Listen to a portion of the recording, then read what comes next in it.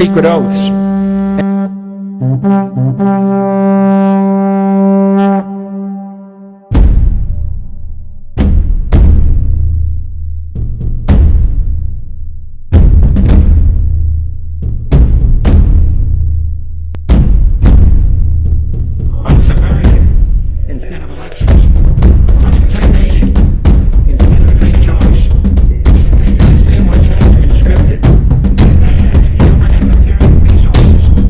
Into the building of a tightly knit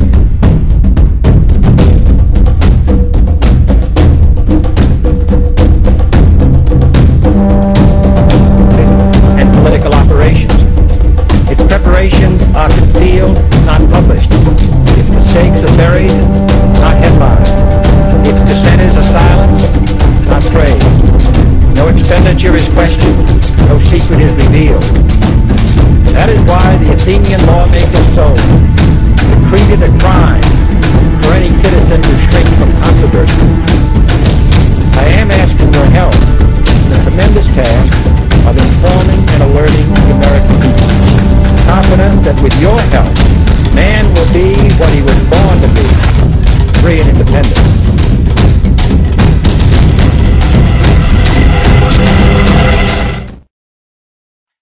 La NSA a surtout espionné des internautes ordinaires et non des cibles surveillées en accord avec la justice. C'est ce qu'affirme le Washington Post dans une enquête publiée samedi. Le quotidien a analysé 160 000 messages interceptés entre 2009 et 2012 par l'agence de renseignement américaine et fournis par l'ancien consultant de la CIA, Edward Snowden. Ces écoutes ont permis la capture de terroristes présumés, mais la majorité de ces données stockées par la NSA concernent avant tout des internautes américains et étrangers tombés dans les filets que l'agence avait tendus pour quelqu'un d'autre. Pourtant, la NSA n'a en théorie pas le droit de cibler des ressortissants américains. Ces nouveaux détails sur l'ampleur des écoutes provoquent l'indignation de l'Electronic Frontier Foundation. Cette association de défense des libertés sur Internet appelle les législateurs à limiter les pouvoirs de la NSA. Elle vient de lancer Stand Against Spying, un site web qui permet de suivre les activités et les votes des membres du Congrès sur les programmes de surveillance du gouvernement. De leur côté, des géants du web comme Google, Mozilla et Twitter se sont récemment alliés autour de la campagne Reset the Net pour sensibiliser les internautes aux questions relatives au respect de la vie privée sur Internet. Une campagne qui met à la disposition des utilisateurs des outils pour protéger leurs données sur leur téléphone ou leurs ordinateurs.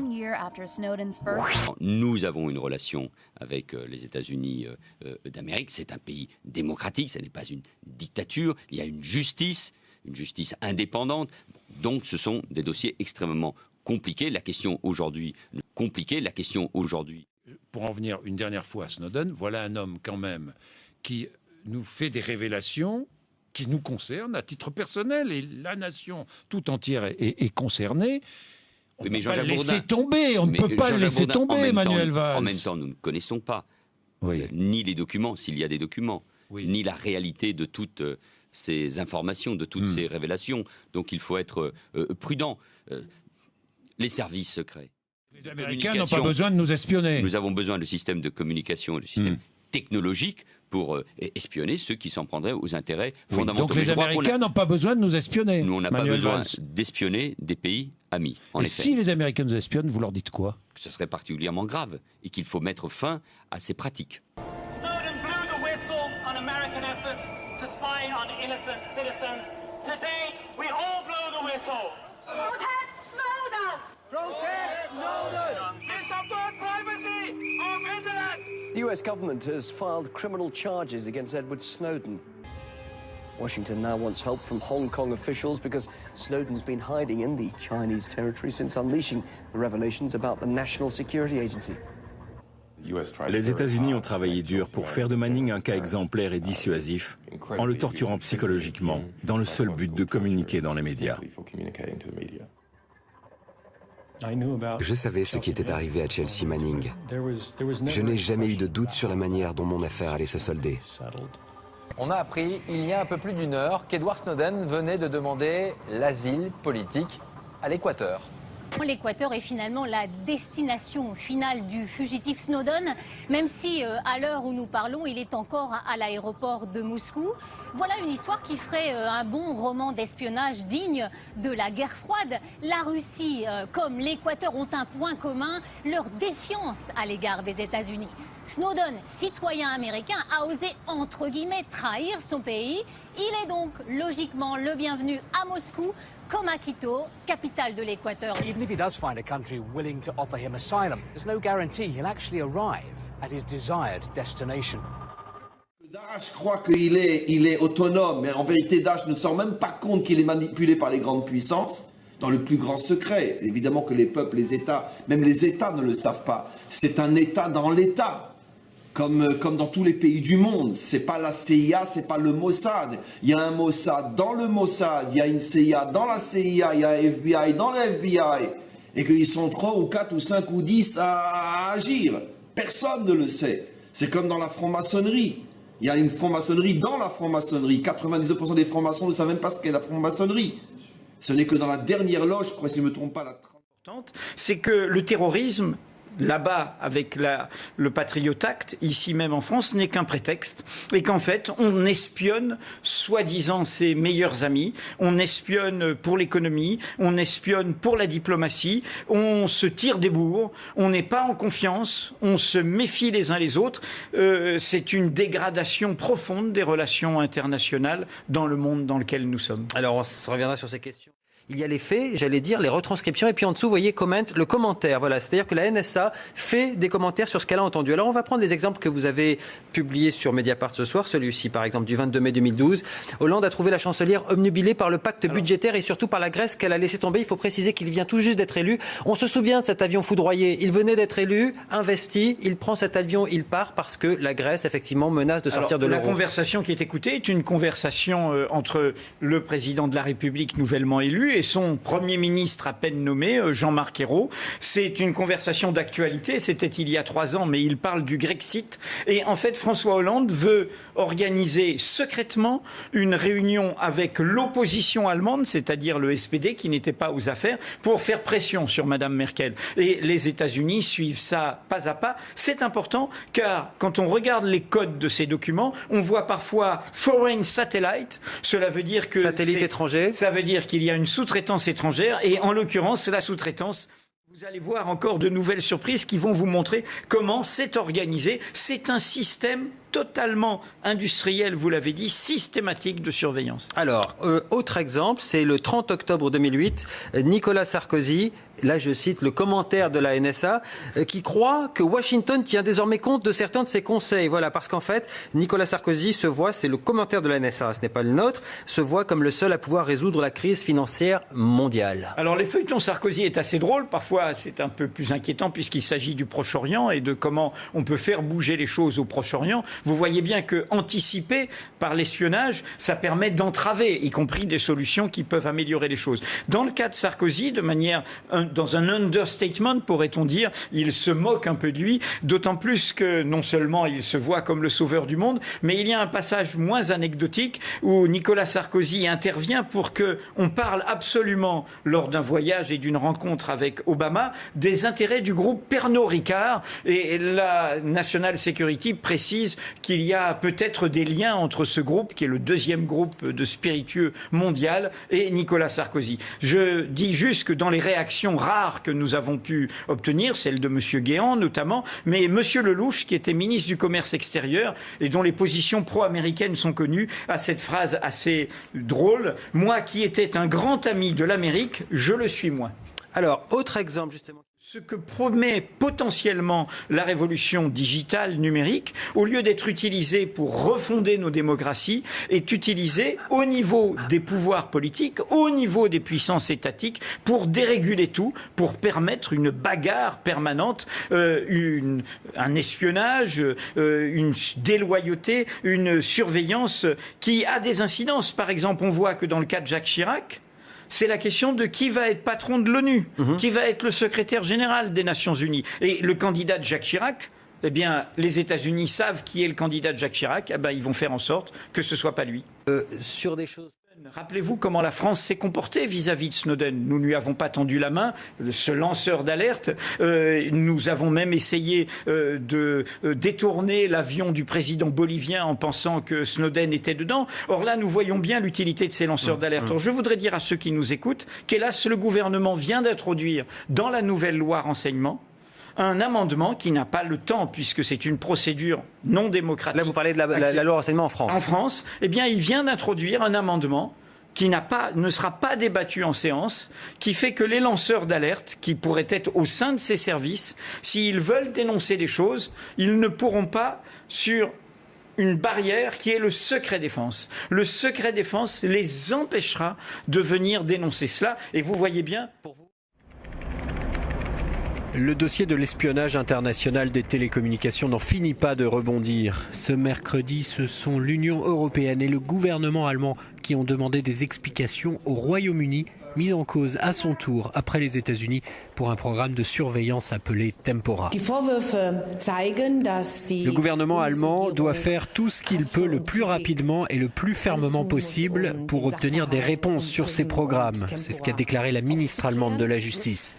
Les lettres adressées à mes collègues n'ont pas encore eu de réponse. 3 lignes ne suffisent pas. Le gouvernement britannique doit donner des réponses.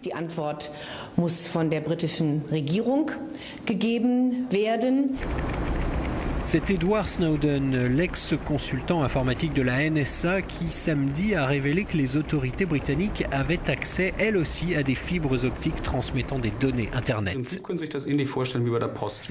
On peut comparer le transfert de données au travail d'un bureau de poste. On envoie des paquets de données par Internet, ils traversent différentes stations. Si le paquet est ouvert, tout le monde, y compris les services de renseignement, peut regarder à l'intérieur. Les renseignements britanniques sont clairement montrés du doigt, un dossier de plus en plus sensible et qui va certainement être évoqué lors du sommet européen qui s'ouvre à Bruxelles ce jeudi soir. Most people knew about NSA phone surveillance after 9/11, but a USA Today investigation has revealed more about secret data collection that went back a lot further. I'm here with USA Today investigative reporter Brad Heath. Brad, how far does this go back? What we found is that the Justice Department and the Drug Enforcement Administration started gathering records of Americans' international telephone calls in bulk beginning in 1992. Wow. Tell us about the data collection. How big was it? So what the government was doing was they were asking telephone companies for basically every record of calls from the United States to designated foreign countries. And at its peak, that included calls to 116 countries. 116, that's a pretty big number. That includes Mexico, Canada, most of South and Central America, the Caribbean, parts of Asia. The State Department recognizes a total of 195, so it's a large part of the world. So Brad, what were they looking for? What the DEA was trying to do was basically get into the communications networks that drug cartels were using, starting with the Colombians, but moving into the Mexicans and the shipment routes that were bringing drugs to the U.S. So all those countries were places that the Justice Department determined had some link to drug trafficking. So did they get anybody? A lot of former DEA and Justice Department officials say that, yes, this was integral to a lot of cases, but they haven't been able to point us to specific examples. So the program shuts down in 2013. Why did that happen? One of the main things that was going on when they shut it down was the Edward Snowden leaks. And the Justice Department was going into court and saying, in part, what we're doing in this intelligence surveillance program is okay because it serves national security interests and it's not done for routine law enforcement. And then they sort of had the problem of, well, we're doing something like this for routine law enforcement. And at the end of the day, they had to make a choice between the two programs. Brad, tell us about the significance of what you found. So this is the earliest example we've seen of the U.S. government collecting data on Americans in bulk without suspicion that you were linked to a particular crime. And it provided a sort of legal blueprint for the much broader telephone surveillance program the NSA launched after September 11th. And that obviously has caused a lot of concerns about whether the government has intruded too deeply into people's personal privacy in the name of national security and law enforcement. Brad, thanks so much for your insight here. Learn more about this in-depth investigation on usatoday.com. La Nouvelle-Zélande reconnaît qu'elle a espionné illégalement le fondateur de Mega Upload. Le gouvernement reconnaît que ses services de renseignement ont abusivement surveillé l'allemand Kim Schmitz, alias King.com. Je présente mes excuses à Monsieur Dotcom et à tous les Néo-Zélandais. J'ai dit au directeur de nos services de renseignement intérieur à quel point j'étais mécontent. Franchement, je suis effaré. Les services de renseignement intérieur n'ont pas le droit d'espionner les Néo-Zélandais ni les résidents permanents, catégorie à laquelle appartient Kim Schmitz. Kim Schmitz, 38 ans, avait été arrêté en janvier dans sa magnifique propriété d'Auckland à la demande du FBI américain. Placé en détention, il a été libéré sous caution un mois plus tard. L'audience pour statuer sur la demande d'extradition des États-Unis est prévue pour mars 2013. Washington accuse le créateur de Mega Upload d'avoir amassé 140 millions d'euros en proposant illégalement des fichiers piratés. L'Allemagne se retrouve à nouveau au cœur d'un scandale d'espionnage. Selon les médias allemands, le service fédéral de renseignement aurait espionné des ambassades et administrations de pays européens et alliés, notamment la France et les États-Unis, sans que cela ne figure dans ses attributions. Inadmissible pour le ministre fédéral de la Justice, qui demande que le BND soit soumis à des règles plus strictes. Il n'y a pas de vide juridique pour les services de renseignement, dit-il. S'ils sont actifs quelque part sans base juridique, c'est illégal, donc il doit y avoir des conséquences. Autre réaction, celle du député des Verts Hans-Christian Ströbele. Soit les services de renseignement agissent avec la chancellerie, ou bien la chancellerie savait et a couvert l'affaire. Dans les deux cas, ce serait grave, dit-il. Les services secrets allemands avaient déjà été accusés d'avoir espionné des diplomates français, mais pour le compte de la NSA, l'agence de renseignement américaine, qui de son côté avait aussi mis sur écoute le téléphone portable d'Angela Merkel, ce qui avait entraîné de vives tensions entre Berlin et Washington. You are, in part, even though you're collecting valuable evidence that is going to be used to prosecute people who deserve to be prosecuted, you're also at the same time facilitating their criminal activities. So what you need to be able to do is you need to be able to launder the minimum amount of money possible to get the maximum amount of valuable evidence. In years past, I know that there's been publicity about similar operations that laundered literally hundreds of millions of dollars. We were totally against that.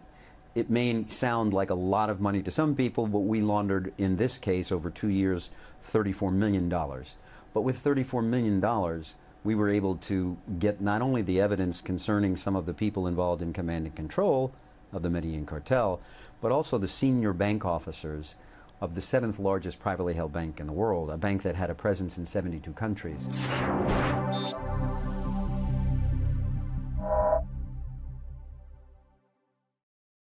مباشرة مباشرة نعم مباشرة. عبد القادر كيف هددك؟ جاءك أيضا مباشرة وقال عبد القادر لأنني أردت توقف. قلت له أنا كنت أظن أنني أعمل من أجل مصلحة الولاية الوطن، لكن يظهر لي أنني أعمل من أجل مصلحتك الشخصية. فماذا قال لك؟ قال لي بهذه العبارة: أنت جاسوس، أنت عميل، لا تنسى لقد مضيت على أوراق، مضيت على عقد، مش عقد يعني، لكن أوراق رسمية أني سوف أتعامل مع الدائرة بنسبة نهائية.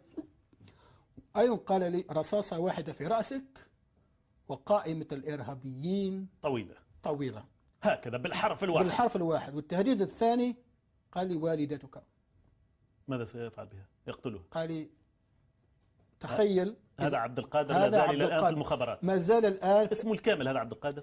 وأنا أنا كنت بعرفه باسم عبد القادر، لكن جاني تأكيد في 2002 إنه اسمه الحقيقي عباسي يعني.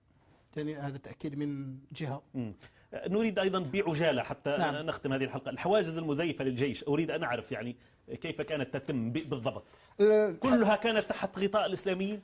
كلها هي حواجز للجيش ولكن بأقنعة إسلامية، أم كان فيها حواجز طبيعية؟ لا، مرات كانت بتقوم بها على أساس أنها حواجز للجيش، لكن على طريقة يعني طريقة سرية. لا السرية كانت هذه حواجز عادية. مثلا توقف سيارتين وبعدين يبدأوا يوقفوا في السيارات ويكونوا ملثمين يعني بزي العسكري. مرات بزي العسكري هذه واضحة. يوقفوا وبعدين كان فيه جملة من الأشياء يقوموا بها يعني. خاصة يعني أولا يقتلوا إذا كان شكوا فيك. أي شك؟ إذا كان شكوا فيك فقط. سوف يقتلونك. ثانيا سلب الأموال. كان يتم سلب الأموال؟ سلب المجوهرات. هو جيش عسكري، أنت شاهد على هذه الأشياء؟ ماذا؟ شاهد عليها خاص. أنا بتكلم على هذه الجماعة الخمسة هذو. بالضبط. هؤلاء يبدو أنهم عاثوا في الأرض فسادا يعني. نعم، سلب الأموال والمجوهرات ومرات النساء. معقولة؟ هذا خاصة وأقولها للتاريخ أيضا، في زيرالدا وفي الطريق الرابط بين اسطوالي وموريتي فيه حانة اسمها الرايس، وفيه طريق مظلم، طريق مظلم جدا معروف، والإخوة الجزائريين يعرفوه مظلم، كانوا يقوموا خاصة يعني ليالي الخميس يختطفون المرأة، النساء وأيضا السيارات الفاخرة، يعبثون بها ثم يتركونها. لأن يعني كان عندنا، وكانت تقال بأن الإسلاميين أخذوهم أو إرهابيين، وما دام يلصقونها بالإرهابي. من كان يقول أن الجزائر تريد المصداقية الدولية، يعني أنها تقتل حتى تظهر نفسها، أو ما المعنى بالمصداقية الدولية حينها؟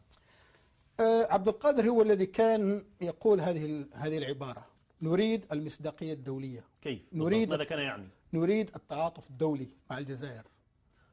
كلما نصيح بأننا ضحايا الإرهاب سوف نتلقى دعم خارجي.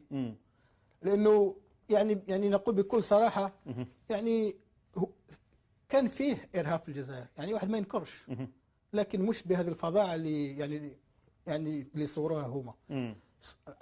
عبد القادر كان يريد تضخيم الإرهاب من أجل الحصول على الدعم، ربما المالي أو اللوجستيكي أو المعلوماتي، أو تبادل المعلومات مع الدول الأجنبية، أو عقود يعني مع دول أجنبية، لأن كان فيه دول عندها اهتمام الجزائر، خاصة يعني أمريكا، فرنسا وبريطانيا. نعم. يعني في الأخير.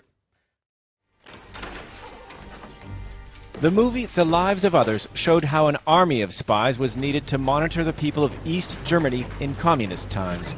At its peak, the secret police, the Stasi, employed 100,000 people.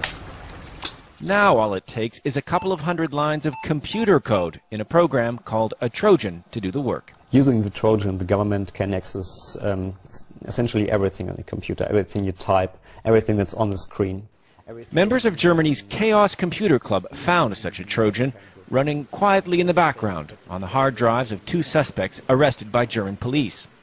One was jailed for selling steroids, the other for selling children's clothing. The program the hackers found can take over your computer's camera to see, for instance, what you're doing at home. It can take over its microphone and listen into any phone calls you might be making over the internet.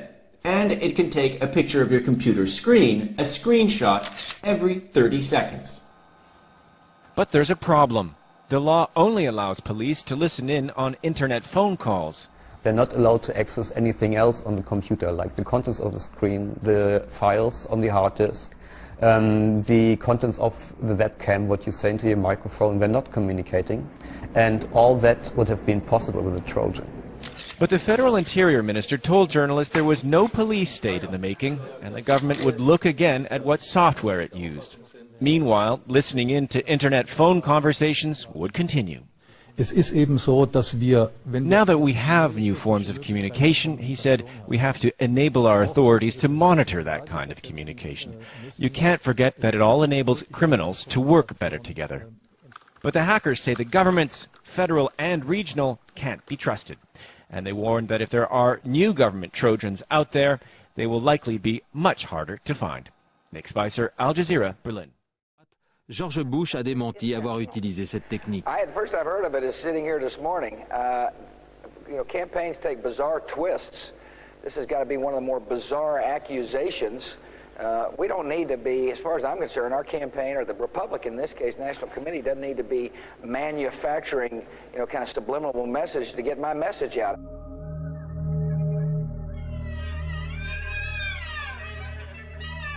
Cependant, la persuasion subliminale a un côté plus sombre. Si tout cela est vrai, cela voudrait dire que cette technologie est utilisée pour nous contrôler. À travers l'Europe et l'Amérique du Nord, des rapports diffusés sur Internet affirment que des gens ont été victimes de messages subliminaux. Ils entendent des voix ou des bruits dans leur tête qui leur disent de faire certaines choses. Ceux qui entendent ces bruits prétendent qu'ils leur sont envoyés par les PURPS, une autorité de l'ombre qui tenterait de contrôler leur vie. Le docteur Armen Victorian a étudié de nombreux cas de contrôle de l'esprit. Ils peuvent programmer un individu pour qu'il effectue certaines choses de telle façon que cette personne pense qu'elle réalise ce qu'elle a envie de faire.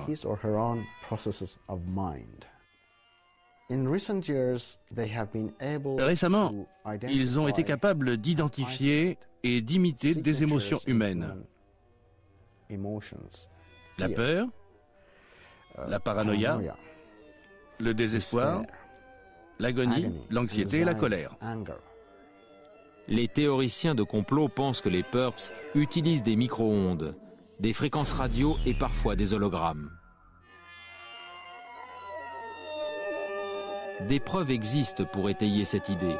En 1977, la CIA a admis avoir effectué des expériences sur le contrôle de l'esprit pendant les années 50 et 60 sous le nom de code MK-Ultra. Étant rendu public, la CIA a déclaré l'arrêt de ces expériences. Mais des témoignages récents semblent montrer que ce contrôle de l'esprit est toujours en pratique. J'ai fait de la méditation pendant une longue période de ma vie afin d'apprendre à me connaître. J'avais donc vraiment le sentiment de maîtriser mes pensées. Mais c'était comme si quelqu'un d'autre était entré dans mon esprit. Un matin, une voix m'a dit « Bonjour Cathy » et cela m'a réveillée. Ce son était comme métallique. Ils n'utilisent plus cette technique maintenant, c'est dépassé. Mais cette voix m'a réveillée, et ce n'était pas moi qui l'avais imaginé. Ça venait de l'extérieur. Je vous assure que je ne suis pas folle. Les victimes affirment que ces simples phrases se sont vite transformées en des bruits qui les empêchaient de dormir, de travailler ou d'avoir une vie normale. S'ils arrivent à me programmer ou à vous programmer, ils peuvent facilement superposer n'importe quel sentiment émotionnel sur vous, ou bien vous mettre dans un fond sonore silencieux. Le cerveau ne peut même pas l'entendre. Vous n'avez aucun moyen de le contrôler. C'est ça le plus sinistre. Vous n'avez plus aucun contrôle sur vos pensées ou sur votre comportement. Les victimes du contrôle de l'esprit ont demandé aux autorités d'enquêter sur leur cas. Mais leur requête a été rejetée parce qu'il existe une explication plausible à ces voix. Les hallucinations sonores sont beaucoup plus communes que les gens ne le pensent. Pensez aux fois où vous avez cru que quelqu'un avait prononcé votre nom ou que vous avez cru entendre certains mots. Par contre, si vous commencez à entendre de longs messages dans votre tête, alors il faut penser à aller consulter un psychiatre.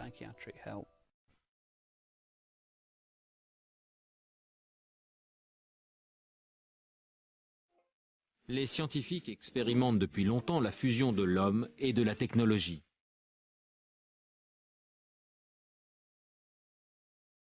Des expériences récentes utilisaient des puces électroniques pour relier les messages au cerveau humain.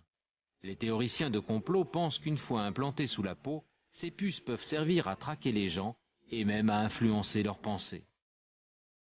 Le médecin suédois Robert Nisland est un exemple type. En faisant un examen de radiologie en 1977, une puce implantée a été découverte dans son crâne. La puce a dû être retirée par un chirurgien. Le docteur Nisland n'avait aucune idée de sa provenance. J'ai montré ces radios à plusieurs consultants britanniques et ils ont admis qu'il y a quelques corps étrangers sur ces radios. Je leur ai demandé s'il existait une seule raison pour qu'une telle puce soit dans le corps d'un individu. N'ayant pas de réponse, ils m'ont dit que non. Son crâne ne présentait aucun problème particulier, aucune raison valable d'avoir un tel implant. Ils ne comprenaient pas la présence des corps étrangers. On ne peut pas relier la puce de Robert Nisland à des messages secrets. On ne sait même pas si la technologie de l'époque était assez évoluée pour cela.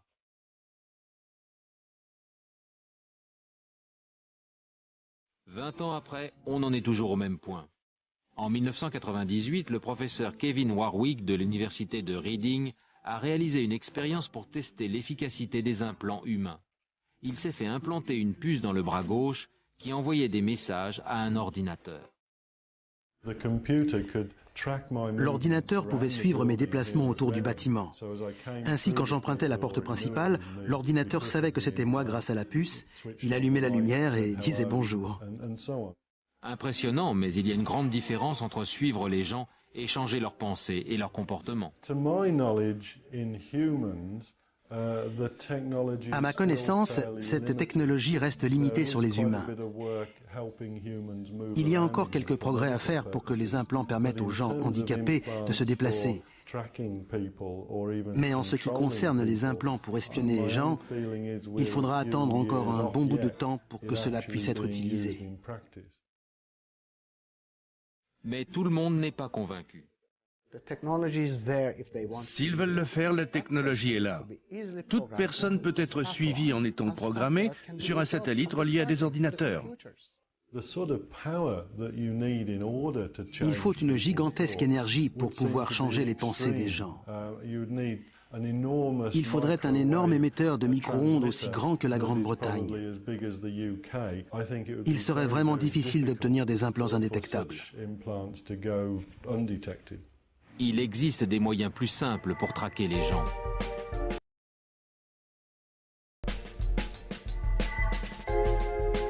Dans chaque grande rue ou dans chaque galerie commerçante, les caméras vidéo surveillent tout ce qui se passe. Pour certains, c'est sécurisant. Pour les théoriciens de complot, c'est la preuve que Big Brother nous épie. Il faut bien comprendre que l'idée qu'un œil avisé nous surveille pour nos propres intérêts est une farce. Ce réseau de caméras a été installé pour gérer la société et non pour contrôler les gens.